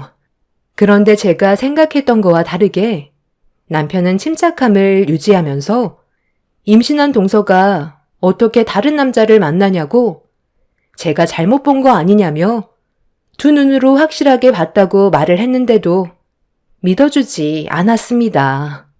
그 사이 정체를 알 수 없던 남자는 이미 사라져버린 상황이었고 동서도 그 자리를 벗어났었죠. 예상하지 못한 장소에서 동서를 만난 것부터가 의심스러운데 남편은 동서가 직원분들과 같이 온 거 아니냐면서 제가 그동안 스트레스를 많이 받아서 그런 것 같다고 심각하게 생각을 하지 않더라고요. 남편이 하도 믿지 않으니까 저도 잘못 봤나 싶어서 그날은 그냥 집으로 돌아왔었죠. 서방님과 동서의 사이가 너무 좋다는 걸 알고 있었기 때문에 남편의 말대로 제가 잘못 본 것 같아 그냥 넘어가기로 했었어요. 그날 이후 한 달 정도의 시간이 지나고 동서의 배도 거의 많이 불러와서 출산날이 가까워지고 있었는데 어느 날 시부가 지붕 보수를 하시다가 떨어지셔서 병원에 입원하셨다는 말에 남편과 함께 서둘러 병원을 가게 되었어요. 그리고 그곳에서 엄청난 충격적인 광경을 두 눈으로 목격하고 말았습니다. 시부는 다행히 크게 다친 건 아니셨는지 며칠 입원하셔서 치료를 받으신 뒤 퇴원하시면 된다는 의사의 말에 안심을 하고 있었는데 담당 의사의 얼굴을 보는 순간 입을 다물지 못했어요. 그 사람은 저번에 저에게 사진을 찍어달라고 부탁했었던 남자였고 동서와 같은 병원에서 근무하고 있던 의사 동료라는 걸 알 수 있었죠. 남편은 남자의 얼굴을 기억하지 못하는 것 같아 보이길래 어떻게 해야 할지 몰라 담당 의사가 병실에서 나가는 걸 보고 있었는데 시부 옆에 계시던 시모가 담당 의사의 뒤를 따라 나가길래 뒷모습을 지켜보고 있는데 주변을 살피던 시모가 갑자기 담당 의사의 팔을 잡곤 어디론가 데리고 가고 있었어요. 예상하지 못한 장면에 너무 놀라 남편을 급하게 불렀고 시모가 의사를 데리고 가는 모습을 보고 있던 남편에게 얼마 전에 제가 겪었던 상황에 대해 설명하면서 담당 의사가 동서와의 관계에 뭔가 있을 것 같다고 얘기하자 남편은 시모와 의사의 뒤를 서둘러 쫓아갔고 저희 부부는 비상계단으로 들어간 의사와 시모가 나누는 대화를 숨어서 듣게 되었습니다. 더 이상 우리 작은 며느리 옆에서 얼씬거리지 말고 나랑 약속한 대로 최대한 빠른 시일 내에 다른 병원으로 옮겨줬으면 좋겠어요. 내가 가지고 있는 이 증거물들을 법정에서 사용하지 않길 바랄 뿐입니다. 이건 그쪽이 제시한 금액이니까 여기까지 하고 더 이상 우리 앞에 나타나지 마세요. 알겠어요? 저도 서둘러서 다른 병원으로 옮기고 싶긴 하지만 그게 말처럼 쉬운 문제가 아니라서요. 그래도 최대한 빠른 시일 내에 옮기도록 하겠습니다. 금액은 정확하게 주신 거 맞죠? 이렇게까지 하시니 어쩔 수 없이 제가 떠나야 되겠네요. 유 선생은 잘 지내고 있나요? 한동안 얼굴을 안 봤더니 많이 보고 싶긴 한데 그래도 약속이니까 조용히 사라지는 게 좋겠죠? 그런데 뱃속의 아이가 누구 아이인지는 궁금하지 않으세요? 그쪽 아드님의 아이일지 아니면 제 아들일지 그게 제일 궁금하실 것 같은데요. 왜 이렇게까지 하시는지 이해를 할 수가 없지만 그래도 유 선생이 저를 먼저 찾는다면 어쩔 수 없이 만날 수밖에 없어요. 그건 내가 얘기 잘 해놨으니 걱정 안 해도 돼요. 그리고 뱃속에 있는 아이가 내 아들의 자식이면 정말 좋겠지만 그쪽 아이라도 나는 상관없어요. 어떻게든 의사 며느리인데. 그리고 내 아들이 충격받는 것도 원하지 않는다고요. 그냥 그쪽이 조용히 사라지면 아무 일도 일어나지 않는다니까요. 우리 작은 며느리도 더 이상 그쪽이랑 만나지 않겠다고 나와 약속까지 했으니까 2번 다시 우리 가족 앞에 얼씬도 하지 말아요. 내 말 무슨 뜻인지 알겠어요? 저는 시모와 의사가 나눈 대화에 입을 다물지 못했고 남편은 얼굴이 사색이 돼선 분노를 참지 못한 채 시모와 의사에게 뛰쳐가서 난리를 치고 말았습니다. 모든 대화를 듣게 된 남편이 나타나자 기겁을 하면서 도망치려는 시모를 붙잡으면서 시모의 손에 들고 있던 흰 서류 봉투를 치켜들며 개판 5분 전이라고 소리를 질렀어요. 그리고 봉투 안에서 떨어진 내용물들은 입을 다물지 못할 정도로 충격적인 장면들이 찍혀있는 사진들이 가득 들어 있었죠. 의사는 조용히 자리를 피하려 하자 남편은 의사 얼굴에 손을 날렸고 시모는 전부 다 망했다면서 그 자리에 주저앉아 오열을 하셨습니다. 동서는 서방님과 결혼을 했으면서 동료 의사와 불륜관계를 저질렀고 뱃속의 아이가 누구 아이인지 전혀 알지 못하는 상태였었죠. 그리고 이런 상황을 시모에게 들킨 동서가 손이 발이 되도록 빌면서 용서를 구했고 시모는 의사인 동서가 아깝다고 생각했는지 서방님만 모르면 모든 게 해결이 될 거라고 판단해 내연남인 의사에게 돈까지 지어주면서 모든 상황을 수습하려 했어요. 이런 관계를 유지해 오다가 결국 저희에게 들통이 나고 말았던 거죠.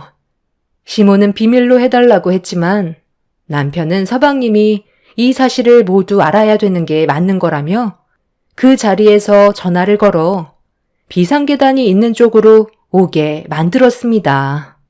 결국 서방님이 동서가 바람 피웠다는 걸 모두 알게 된 순간 집안은 정말 개판이 되고 말았어요.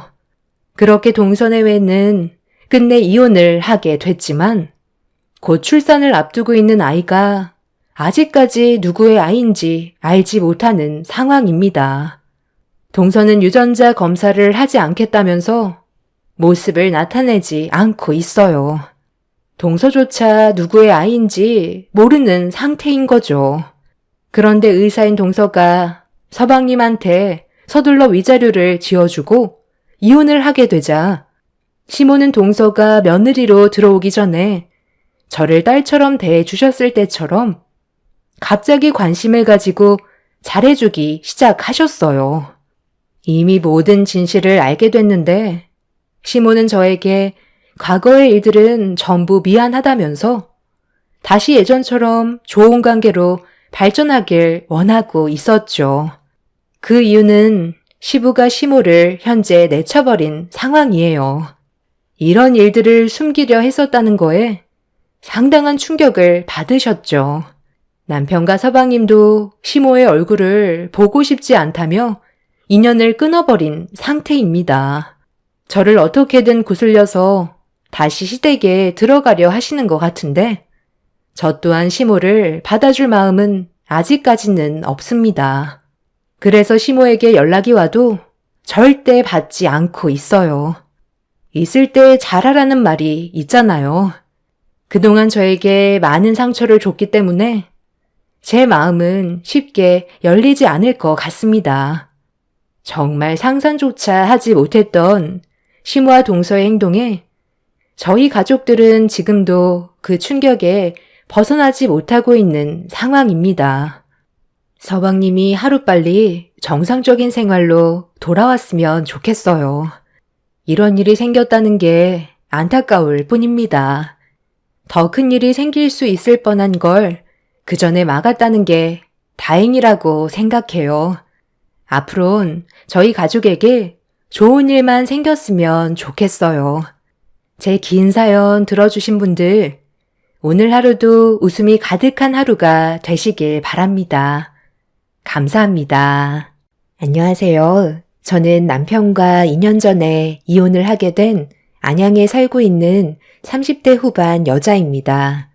여기에 글을 쓰게 된 이유는 남편과 시모의 잘못된 행동들이 저에게 너무 큰 상처를 안겨줘서 이혼을 결정하게 되었지만 시간이 지난 지금도 후회보다는 잘한 선택이었다고 생각합니다. 30대 중반이 넘어가는 나이에 남편을 만나 결혼을 한 지 얼마 안 돼서 계획에 없었던 임신이 제 인생 계획에 변화를 가져오게 만들었어요. 원래 저는 결혼 생활을 해도 제가 원하는 삶을 살고 싶었기 때문에 아이에 대한 생각보다는 사랑하는 사람과 함께 좀 더 자신의 가치를 높이는 삶을 살고 싶었습니다. 그런데 시부모님께서는 손주를 원하셨고 계속해서 제가 아이를 가지는 걸 바라시자 여러 가지로 고민이 많았었어요. 하지만 그동안 꿈꿔왔던 삶이 있었기 때문에 쉽게 결정을 내리지 못하고 있었죠.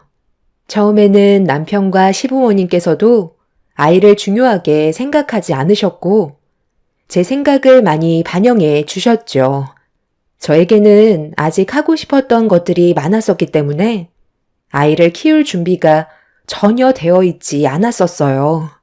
그런데 결혼하고 나서부터 시부모님은 결혼 전에 저와 대화를 나누었던 부분들에 대해서는 전혀 기억을 못 하시는 건지 아이를 원하지 않는 저를 마음에 들어 하지 않으셨어요. 시부모님께서 불만을 털어놓으시니 남편도 영향을 받게 되면서 부부싸움으로까지 이어졌습니다. 제 의견은 조금도 존중해 주려 하지 않는 모습들이 너무 서운하게 다가왔었습니다. 30대 중반에 교수가 된 저는 더 많은 꿈을 펼치고 싶었고 남편은 그런 저를 뒤에서 밀어주겠다며 결혼 전에는 정말 많은 사랑을 주었었죠.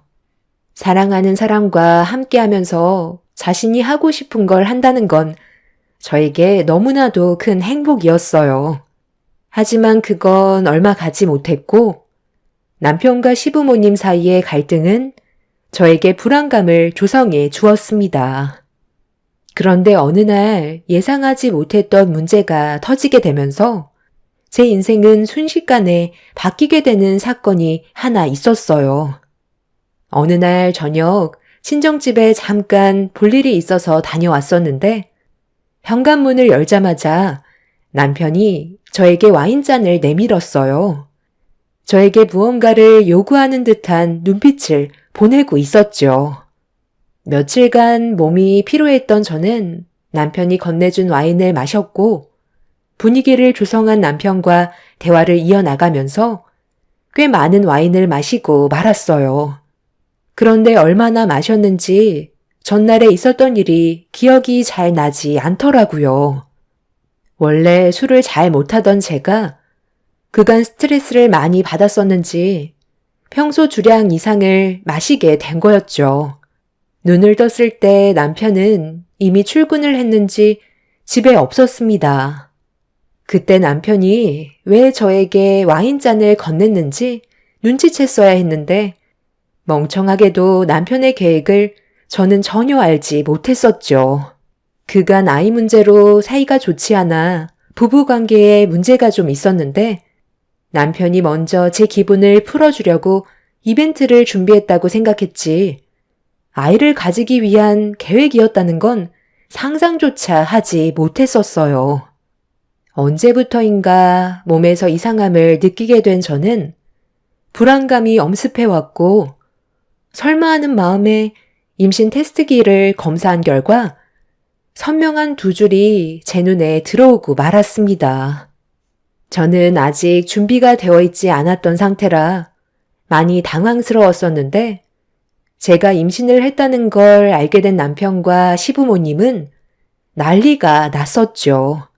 집안의 경사라며 저에게 축하한다며 좋은 말을 아끼지 않으셨어요. 제 삶이 전반적으로 바뀌게 되는 순간이었는데 그런 제 고민을 알아주지 않던 남편과 시부모님이 너무 서운했었어요. 기뻐하는 시댁 식구들과 다르게 제 표정이 별로 좋지 않자 시모는 인생이 원래 자기 마음처럼 되는 게 아니라면서 제 손을 잡아 주셨습니다. 자기가 원하는 대로 살면 그게 인생이니? 원래 다 그런 거야. 계획하지도 못했던 일들이 벌어지는 게 인생이라고. 어쩌겠어. 현실을 받아들여야지. 나는 네가 교수인 것보다 뱃속의 아이가 더 중요하다. 어느 정도 아이가 크면 그때 가서 원하는 거 다시 하면 되는 거잖아. 일단 일이 이렇게 됐으니까 뱃속의 아이만 신경 쓰도록 해라. 내 아들이 능력이 되는데 너까지 돈을 벌 필요가 없잖아. 나는 네가 교수인 것만도 자랑스럽다. 앞으로 태어날 손주가 얼마나 똑똑하겠니? 비는 못 속이는 거 알지? 너무 우울해하지만 말고 현실을 기쁘게 받아들여라. 너를 또 닮은 아이가 태어난다는 게 얼마나 기쁜 일이니? 당신은 앞으로 내가 차려둔 밥상에 숟가락만 얹으면 된다니까. 왜 눈물을 흘리고 그래? 뱃속에 아이가 생겨서 너무 감격스러운 거야? 제 기분을 전혀 모르는 시댁 식구들은 아이가 생겼다는 이유 하나만으로 세상을 다 가진 것 마냥 기뻐하고 있었어요. 하지만 저는 반대로 기분이 좋은 것도 아니고 안 좋은 것도 아니었습니다. 현실을 어떻게 받아들여야 할지 몰라 정신적으로 많이 힘들었었어요. 부모님께서도 저에게 좋은 말을 해줬지만 만족스러운 답을 들을 수는 없었습니다. 그렇게 시간이 지날수록 제 뱃속의 아이는 이런 제 감정을 전혀 모르고 있는지 무럭무럭 자라고 있었습니다. 배가 점점 불러오자 남편과 시부모님께서는 저에게 더 많은 사랑을 주었어요. 단 한 번도 얼굴 붉히는 일 없이 저에게 관심을 주었죠. 어느새 저도 현실을 조금씩 받아들이고 있었는지 이런 삶도 나쁘지 않은 것 같다는 생각을 하고 있었습니다.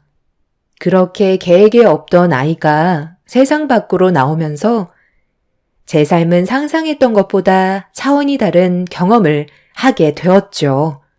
서툰 육아에 시달리면서도 저와 비슷하게 닮은 아이를 바라볼 때면 너무 사랑스러웠고 모든 걸 다 해주고 싶을 만큼 모성애가 자라고 있었습니다. 어느새 제가 꿈꿔왔던 삶은 아이에게로 초점이 맞춰지게 되었던 거죠. 그렇게 변화된 삶을 받아들이면서 행복하게 살아가던 어느 날, 주말에 시댁에 잠깐 들렸을 때 시모가 정성껏 차려주신 음식들을 맛있게 먹고 방에 들어가 아이를 돌보고 있었는데 큰 걸 봤는지 칭얼거리길래 서둘러 기저귀를 갈아주려고 하는데 남편이 차에서 짐을 다 빼지 않았는지 기저귀가 방 안에 없더라고요.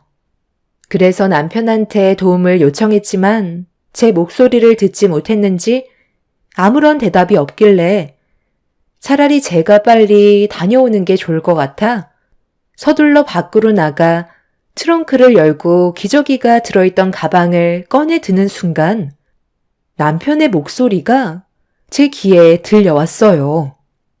목소리가 들리는 방향으로 고개를 돌리자 남편이 시모에게 끌려가고 있었는데 상당히 불만 섞인 얼굴로 따라가고 있었습니다.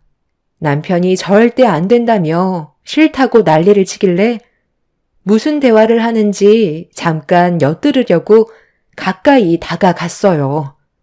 그런데 그 순간 제 귀를 의심할 만큼 충격적인 대화를 듣고 말았어요.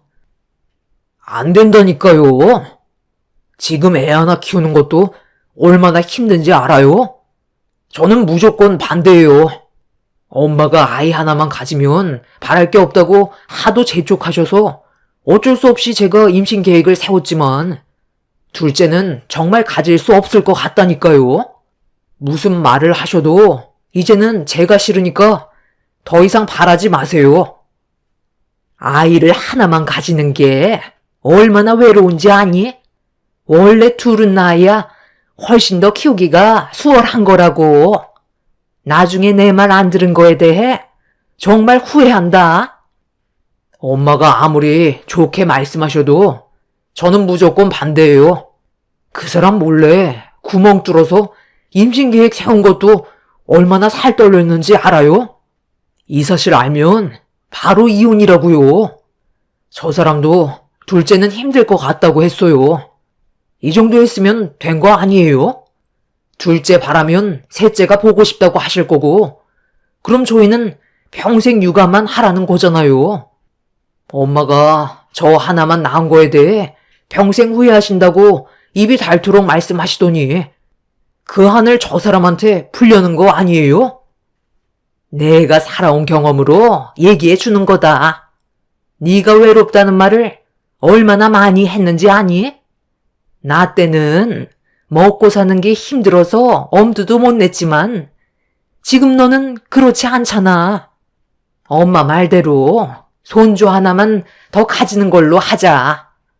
이번에도 피임 물건을 몰래 뚫어놓고 임신 계획 세우면 되는 거잖아. 지금 이게 다 무슨 말이죠? 제가 임신을 했던 게 그럼 자연적인 현상이 아니었다는 거예요? 당신 지금 나 임신시키려고 일부러 그런 짓을 꾸민 거야? 당신 여기 언제부터 있었어? 잠깐만 내 말 좀 들어봐. 우리 엄마가 평생 소원이라는데 안 들어줄 수도 없잖아. 그런데 지금 봐봐. 당신이 훨씬 더 좋아하면 그걸로 된 거 아니야? 순서가 좀 바뀐 것 뿐이지. 결과는 나쁘지 않았으면 그걸로 된 거 아니야. 당신한테 비밀로 한 건 괜히 얼굴 붉힐 일 만들게 될까봐 그런 거지. 어차피 알게 된 거 솔직하게 얘기하마. 내가 그렇게 하라고 지시했다.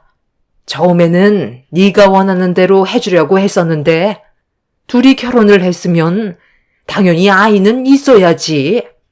그래야 같이 살아가는데 목적이 생기는 거다.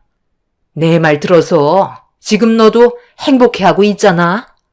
남들은 아이를 못 가져서 힘들어하는데 너는 한 번에 임신했으면 그것도 축복인 거야. 어차피 전부 다 밝혀지긴 했지만 지나간 과거고 너도 현실을 받아들이면서 살고 있으니까 이걸로 괜히 문제 일으키지 말고 둘째 계획이나 세우도록 하자. 하나만 낳으면 후회한다니까. 이왕 키우기 시작한 거 연년생으로 하나만 더 낳아라. 그럼 내가 더 이상 바라는 게 없다. 지나간 일이니까 현실을 받아들이라고요? 어떻게 그런 말을 아무렇지도 않게 하실 수 있으시죠? 제가 얼마나 많은 걸 잃어버렸는지 아세요? 의도적으로 이런 일을 계획했다는 게 저에게는 너무 충격적이네요. 내 의견은 조금도 존중해주지 않고 오로지 어머님 생각으로 밀어붙인 행동들 때문에 화가 나는 거예요. 당신은 나랑 앞으로 함께 살아가야 될 인생의 배우자 아니야? 그런데 이런 일들을 지금까지 숨기고 있었어? 나를 보면서 미안하다는 감정이 조금도 느껴지지 않았던 거야? 내 인생이 정말 바뀌어 버렸는데 아이를 가져서 행복하다고? 어차피 과거로 돌아갈 수 없으니까 현실을 받아들인 것 뿐이라고. 내가 당신 마음 모를 것 같아? 충분히 잘 알고 있으니까 나도 잘하려고 정말 많이 노력했었던 거라고. 그런데 이런 계획을 꾸몄다는 걸 당신이 알면 당연히 힘들어 할 거라는 걸 알기 때문에 나도 말을 할 수 없었던 거야. 굳이 얘기 안 해도 지금 잘 살고 있잖아.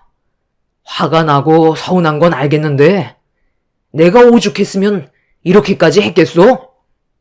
시모와 남편이 나눈 대화에 너무 큰 충격을 받아버린 저는 더 이상 아무 말도 할 수가 없었어요. 저를 임신시키기 위해 계획했던 일들을 생각하니 너무 소름이 돋았고 내 의견을 존중해주지 않았던 그 사람들의 얼굴을 보고 싶지가 않았습니다. 정신적 충격이 너무 컸던 상태라 더는 시댁에 있을 수 없어 방으로 돌아가 아이 기저귀를 갈아준 뒤 택시를 불러 집으로 향했어요. 뒤따라온 남편은 저와 대화하기를 원했지만 아무 말도 하고 싶지가 않았습니다. 그날 이후 저와 시모의 사이에 안 좋은 감정의 골이 만들어지게 되었고 시모의 뜻대로 제가 움직이려 하지 않자 모든 걸 통제하면서 심각한 분위기를 만들었습니다. 너 지금 나랑 뭐 하자는 거니? 집에도 오지 않고 내 전화는 아예 받지 않고 있는데 인연이라도 끊겠다는 거야? 직접 찾아와야 얼굴을 보여주는 거니? 너 의견을 듣지 않고 내가 하고 싶은 대로 계획해서 일을 꾸몄다는 거에 지금 기분이 상했겠지만 그렇게 하지 않았다면 너 품 안에 안겨있는 채유리가 존재했겠어? 그래서 무슨 말을 하고 싶으신 건데요? 어머님 덕분에 채유리가 제품에 들어오긴 했지만 그만큼 저도 많은 걸 잃게 되었다고요. 사람마다 생각하는 게 다르고 자신의 계획한 삶을 살기 위해 많은 노력과 시간을 쏟아 부어요. 제가 그이랑 결혼하려고 교수가 된 건 아니잖아요? 그만큼 하고 싶은 것들이 있었기 때문에 지금까지 앞만 보고 달려왔던 거예요. 그래서 결혼 전에도 충분히 설명을 드렸던 거고요. 그때 어머님이 뭐라고 하셨어요? 저와 그이만 행복하면 바라는 게 없다고 하셔놓고 결과적으로 어머님은 손주를 원하셨잖아요. 제가 강하게 나오니까 그이한테 시켜서 저를 임신하게 만든 거고요. 그때까지만 해도 저는 몰랐어요. 단순 제품 불량으로 인해 임신이 된 건 줄 알았지. 일부러 임신을 시키려고 조작해서 아이를 가지게끔 계획했을 거라곤 상상조차 못했었다고요. 지금 제유리를 가진 거에 대해 후회를 하는 것보단 어머님과 그이가 저를 존중해주지 않고 그런 계획을 세우셨는데 둘째도 그런 식으로 똑같이 행동하시려 했다는 게 너무 큰 충격으로 다가온 상태라고요. 제가 왜 어머님을 멀리 하는 줄 알아요? 나중에 저에게 또 다른 피해가 올까봐 그게 두려워서 어머님 얼굴을 안 보려는 거예요. 지금 그이와도 대화조차 하지 않고 있어요.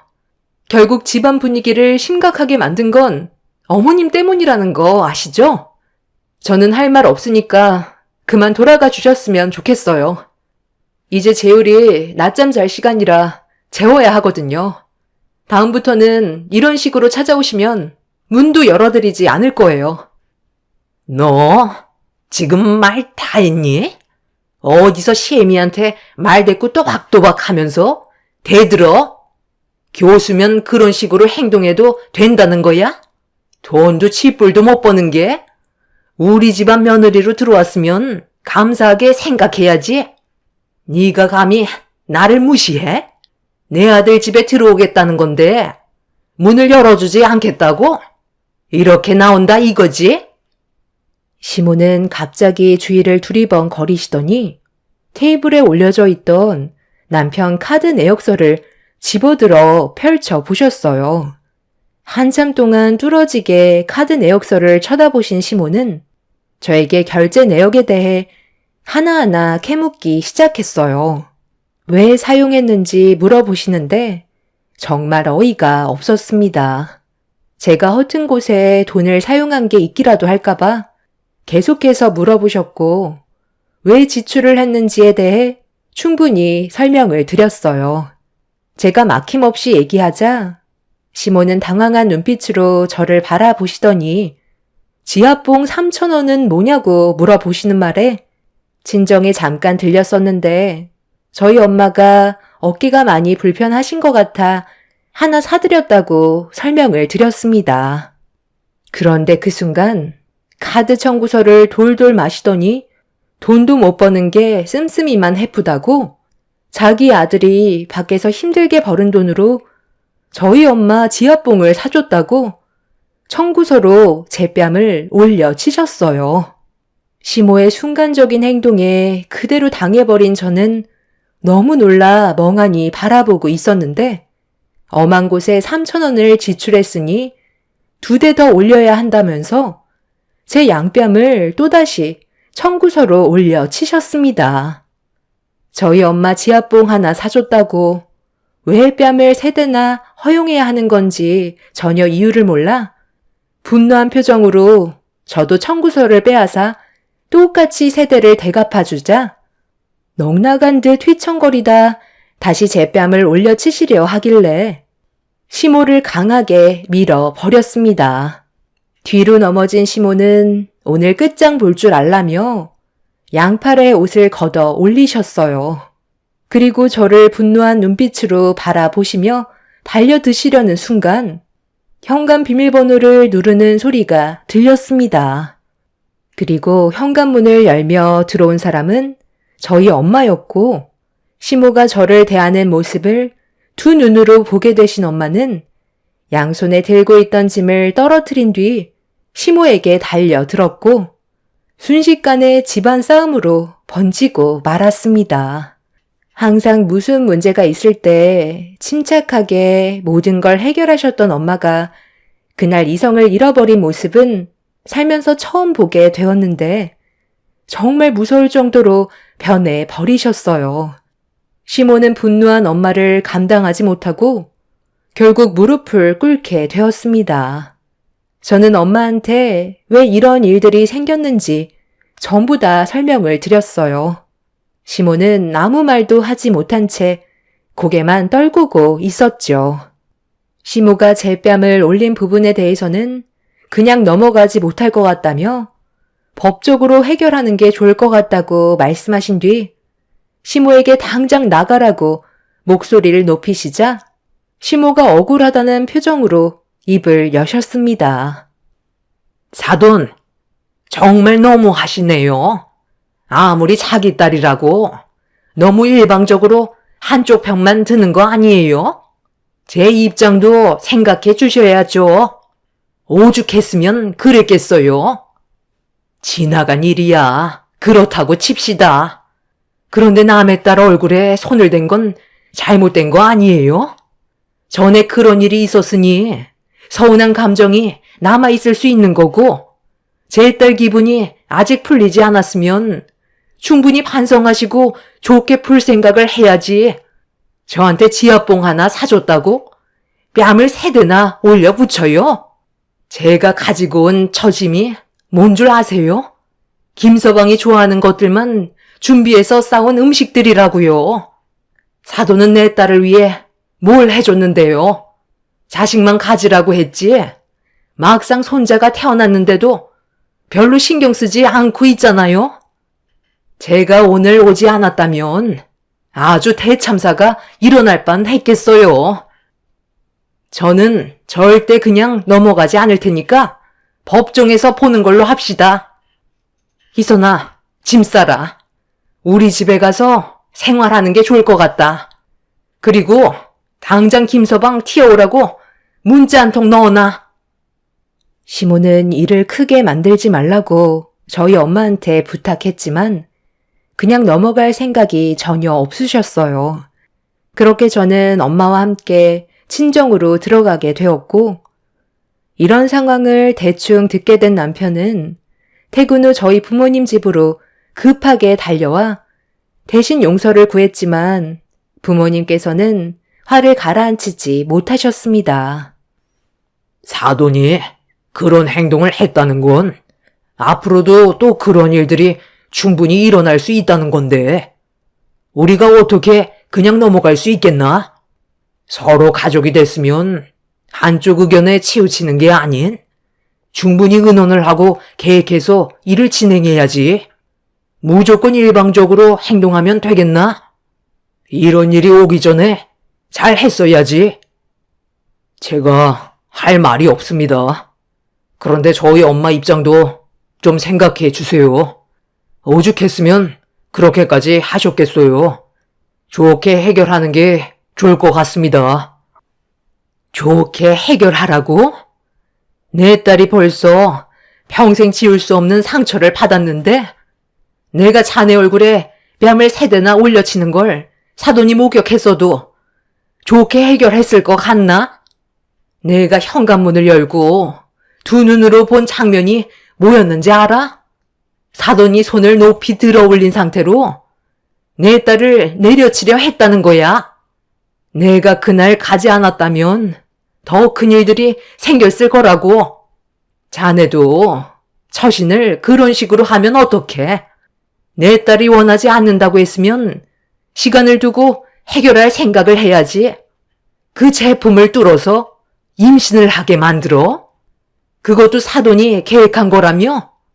이럴 거였으면 내 딸과 왜 결혼한 거야?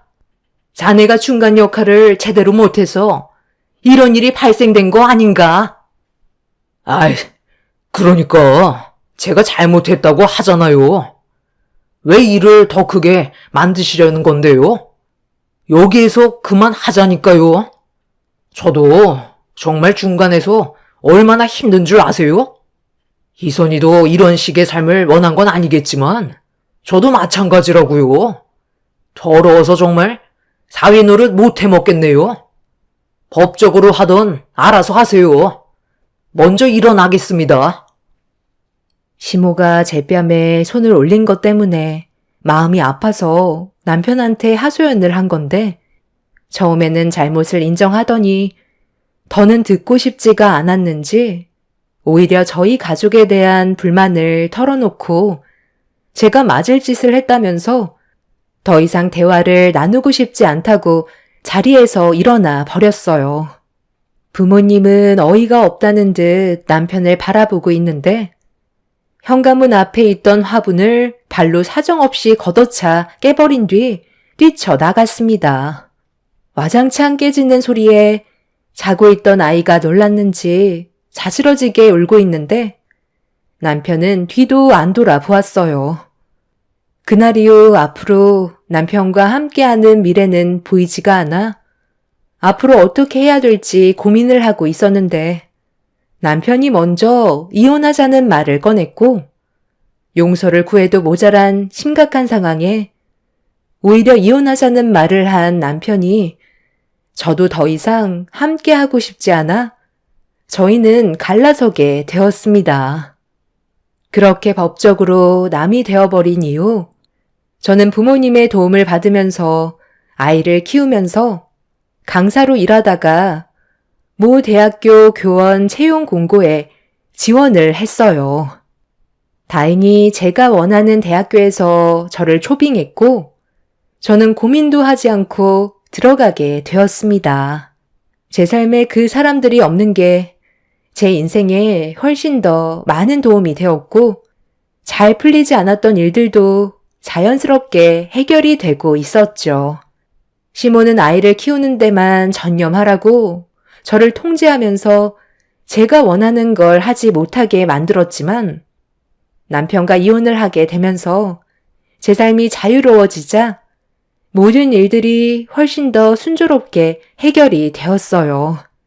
그렇게 부모님의 도움을 받아 아이를 키우면서 교수 생활을 병행하다 보니 순식간에 지나간 시간은 어느새 2년이 흘러버렸고 안정적인 삶을 살고 있었습니다. 그런데 얼마 전에 남편과 시모가 저희 집에 찾아왔어요. 서로 잊고 살아온 시간이 꽤 지난 상태였지만 얼굴을 마주할 수 있는 사이는 아니었죠. 그런데 시모가 울상을 하며 한마디 했습니다. 요즘 내가 사는 게 사는 것 같지가 않다. 이놈은 뭐가 문제인지 데려오는 여자들은 죄다 물건이었지 뭐냐. 맨날 여자한테 돈만 털리다가 이번에는 상당히 크게 물려서 돈을 홀라당 날려먹었다. 이래서 여자를 잘 만나야 한다고 했는데 왜 우리가 너를 몰라봤나 몰라. 시간이 많이 늦긴 했지만 우리 다시 시작해보는 게 어떻겠니? 그때는 너무 화가 나서 내 아들이 다른 여자 만나 행복하게 살 줄 알고 진짜 포기각서까지 쓰게 했지만 지금 와서 생각해보니 너무 후회스럽구나. 더군다나 너희 시아버지였던 그 양반이 운영하던 양말 공장에 화재가 나서 지금 사는 환경이 상당히 어려워졌거든. 그러다 보니 과거의 일들을 계속 회상하게 되고 너와 좋았을 때가 생각이 나더라. 내 손자는 잘 지내고 있고 얼굴 한번 보여줬으면 좋겠는데 괜찮을까? 그때도 연락 없이 찾아오시더니 이번에도 연락 없이 오셨네요. 저는 할 말이 없어요. 제 삶을 더 이상 방해받고 싶지 않고 또다시 과거로 돌아가고 싶지 않아요. 내가 그때 너무 생각이 없었다. 지하봉 살 수도 있는 건데 괜히 꼬투리 잡아서 너한테 화풀이한 내가 멍청했던 거야. 한 번만 용서해주면 안 되겠니? 그렇게는 안 될 것 같아요. 저희는 벌써 못 볼 걸 다 본 사이라 다시 시작할 수 있는 사이는 아니거든요. 제 아들은 잘 크고 있으니 신경 쓰지 마세요. 저기 희선아. 그럼 예정을 생각해서라도 돈 좀 빌려주면 안 될까? 지금 현재 제일 급한 게 돈이거든. 많이 없으면 1,000만 원 정도라도 빌려주면 좋겠는데. 너희 집안이면 그 정도 돈은 충분히 있잖아. 우리 아빠가 공장 부도나고 나도 지금 만나던 여자한테 물려서 돈 다 털리고 지금 길에 나앉을 판이야. 오죽했으면 찾아왔겠어. 아, 기사님, 이쪽으로 오시면 돼요. 설치는 거실에 부탁드릴게요. 들어가시면 저희 엄마가 알려주실 거예요. 3천만 원이나 되는 안마 의자니까 조심해서 다뤄주세요. 뭐? 저 안마 의자가 3,000만 원이나 한다고? 아니, 무슨 안마 의자를 3,000만 원이나 주고 산대? 너 돈이 꽤 많나 본데. 우리 좀 도와줄 수 없는 거니? 제가 그때 지하봉 3,000원짜리 사드린 게 너무 마음이 아팠거든요. 그래서 이번에 거금 들여서 저희 부모님 해외에서 제일 인기 많은 제품으로 하나 장만해 드렸어요. 이제 본래 끝나셨으면 그만 돌아가 주시죠. 당신 집안이 망한 걸 왜 여기 와서 나한테 구걸하는 건데? 우리 서로 남남 아니야? 시모는 3천만 원짜리 안마 의자 살 돈은 있으면서 1,000만 원도 빌려줄 수 없냐고 날뛰기 시작했어요. 저는 더 이상 듣고 싶지 않아 문을 닫아 버리려 하자 남편이 문틈으로 손을 집어 넣었습니다.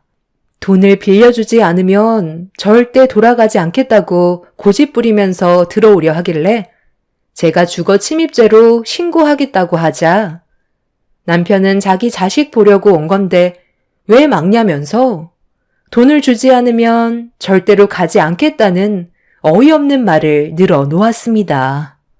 문 앞에서 한바탕 난리 나자 거실로 나오신 엄마가 시모와 남편이 무작정 들어오려고 하는 모습에 화들짝 놀라시더니 주방에서 다듬던 팔을 가지고 나오셔서 남편과 시모에게 사정없이 휘두르셨어요. 엄마는 시모와 남편을 향해 대파로 양뺨을 올려치셨고 제가 경찰에 신고를 하겠다며 핸드폰을 들자 남편과 시모는 나중에 다시 찾아오겠다며 도망을 쳤습니다. 저희는 경찰에게 이런 상황을 알린 뒤 앞으로 있게 될 일들에 대해 사전 차단을 했어요. 남편은 아이를 데리고 가기 전에 돈을 빌려줘야 한다고 억지를 부리고 있습니다.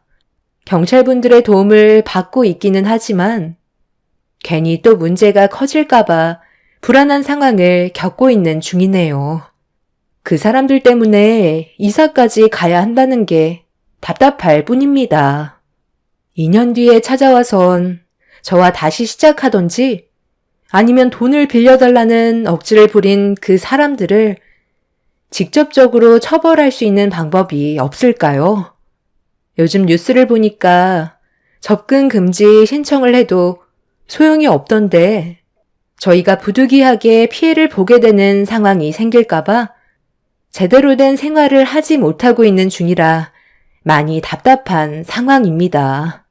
그 사람들이 무너진 삶을 보면 제 속이 후련하지만 이렇게 또다시 제 삶에 관여할지 전혀 몰랐어요. 여러분들의 좋은 의견 있으시다면 도움을 받고 싶어서 사연을 신청하게 되었습니다. 바쁘신 일상에서도 제 사연을 끝까지 들어주셔서 진심으로 감사합니다.